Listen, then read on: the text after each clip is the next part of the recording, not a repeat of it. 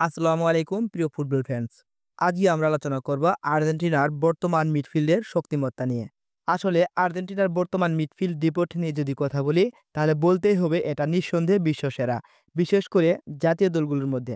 স্পেনের মিডফিল্ডারের technical skill আলাদা লেভেলের হতে পারে, কিন্তু ভার্সেটালিটি, গভীরতা, ওয়ার্ক রেট আর টেকনিক্যাল ফ্লেক্সিবিলিটির দিক থেকে এই মুহূর্তে আর্জেন্টিনার সমকক্ষ আর কেউ হতে পারে না। আর্জেন্টিনার মিডফিল্ডের মেরুদণ্ড ডিপোলের কিছু টেকনিক নিয়ে আলোচনা করব। এই ক্লিপটায় দেখুন, বল এখন ডি মারিয়ার কাছে। ডি মারিয়া বল নিয়ে একেবারে ডি বক্সে ঢুকে পড়েছেন, কিন্তু তার কাছে কোনো অপশন নেই গোলবারে পোস্ট করা। তাই ডি মারিয়াকে এখন বল পাস করতে হবে। আর এখানে দেখুন ৮ জন মিডফিল্ডারের মাঝখান থেকে ডিপল একেবারে এই স্পেসের সোজাসুজি দাঁড়িয়ে আছে, যেন ডি মারিয়া এই ডিপলকে খুঁজে পায়। ডি মারিয়াও ঠিক ডিপলকে খুঁজে নিল। ডিপল এখান থেকে কি করলো দেখুন, জুড়ে কি করেছিল গোলবারে, কিন্তু প্রতিপক্ষের ডিফেন্ডারের পায়ে বল লেগে একটা কর্নার আদায় হলো। অন্য একটা ক্লিপে দেখবো, এটা ডিপলের বিশেষ একটা গুণ এবং একটা টেকনিক। অনেক সময় যখন অন্য প্লেয়ার বল পায়ে বিপদে পড়েন, ঠিক সে সময় ডিপল তাকে সাহায্যের হাত বাড়িয়ে দেয়।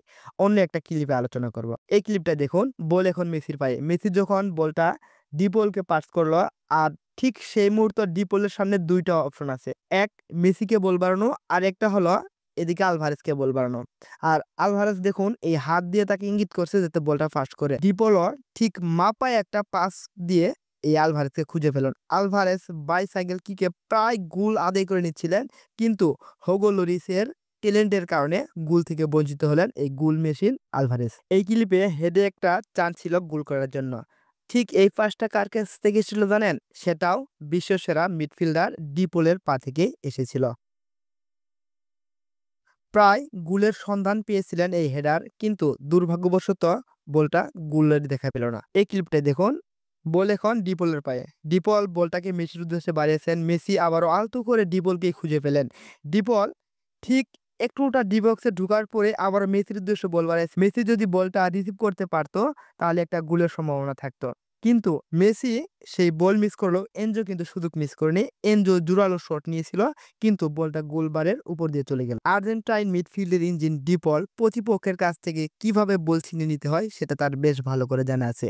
এই যে দেখুন কিভাবে ছুটছেন এবং কিভাবে বলটা রিসিভ করছেন। এই যে দেখুন প্রতিপক্ষের কাছ থেকে কিভাবে বলটা ছিনিয়ে নিতে হয়। ঠিক বাঘ যেমন শিকারের কাছ থেকে তার শিকার ছিনিয়ে নেয়, তেমনি ডিপল প্রতিপক্ষের কাছ থেকে বল ছিনিয়ে নেয়। ডি মারিয়া যে গোলটা করেছেন, এর প্রি অ্যাসিস্টটা কিন্তু ডিপলের কাছ থেকে এসেছিল। এই ক্লিপটা দেখুন, কুটি রোমেরো যখন সাইড ট্যাকলের মাধ্যমে প্রতিপক্ষের কাছ থেকে বলটা কেড়ে নিলেন, ঠিক সেই সময় বলটি আবার হারিয়ে ফেলেন। আর এই মুহূর্তে, এই বিপদের মুহূর্তে ডিপল কিন্তু তেড়ে আসলেন, আসি বলটা রিকভারি দিলেন, বাট তিনি বলটা ধরে রাখতে পারলেন না। প্রতিপক্ষ প্লেয়ার দ্বারা এই ডিপল আবার একটা ফাউলের শিকার হলেন।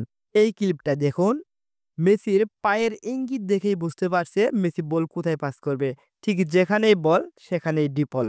ডিপলের পা থেকে একটা আক্রমণের সুযোগ ছিল, বাট প্রতিপক্ষ ডিফেন্ডার ডিপলকে আক্রমণে উঠতে দিল না, আর একটি ফাউলের শিকার হলেন ডিপল। এই ক্লিপে দেখুন, মেক ইলিস্টারের কাছ থেকে জেনারেট করা হল আরেকটি পাস, কিন্তু ডিপল হাওয়ার সাথে উড়ে এসে এই বলটা গোলবারে কিক করলেন, বাট গোল হবার সম্ভাবনা একেবারেই ছিল প্রায়, কিন্তু একটুর জন্য বেঁচে গেল এই হুগো লরিস। ঠিক তার একটু পরে ডিপলের বাড়ানোর লম্বা পাস থেকে মেক ইলিস্টার কিন্তু একটা গোল পেতে যাচ্ছিলেন, কিন্তু বলের সাথে গতি অ্যাডজাস্ট না হওয়ার কারণে গোল থেকে বঞ্চিত হলেন আর্জেন্টাইন মিডফিল্ডার মিক এলিস্টার। পরিশেষে একটা কথাই বলবো, ডিপলের কোনো তুলনা হয় না। আগামী ১০০ বছরে ১০০টা মিডফিল্ডার তৈরি হবে, কিন্তু ডিপলের মতো একজনও তৈরি হবে না। যেখানেই বল সেখানেই ডিপল। এই মিডফিল্ডার, আর্জেন্টাইন এই মিডফিল্ডার ইঞ্জিন অনেক পরিশ্রম করে খেলে। ফুটবলের সব নিত্য নতুন আপডেট পেতে আমার এই চ্যানেলটাকে অবশ্যই সাবস্ক্রাইব করবেন।